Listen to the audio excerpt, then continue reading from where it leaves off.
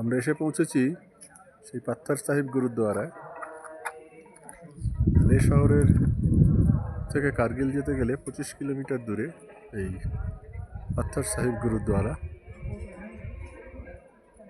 বলা হয় ভেতরে যে পাথরটি রাখা আছে সেটি পেছনের পাহাড় থেকে পড়েছিল এবং এসে যিনি উপাসনা করছিলেন সতনামজি, তাকে গুরু নানক দেবজিও বলা হয়। 1517 সালের ঘটনা। তার পিঠে এসে আটকে যায় ওই বিশাল পাথরটি, কিন্তু তার উপাসনার ব্যাঘাত ঘটে না।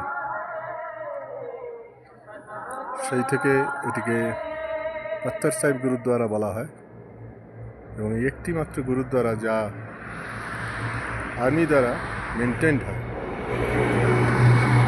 হ্যাঁ, ঠিকই শুনলেন, এই গুরুদ্বারা মেনটেন্ড হয় আমাদের আর্মি ব্যাটালিয়ন দ্বারা এবং এর রক্ষণাবেক্ষণ, পেছনের যে সমস্ত কাজ, চা এবং খাবার, বাথরুম, পার্কিং সমস্ত মেনটেন করা হয় ইন্ডিয়ান আর্মি দ্বারা। তাই এই বিখ্যাত গুরুদ্বারা শ্রী পাত্থার সাহিব।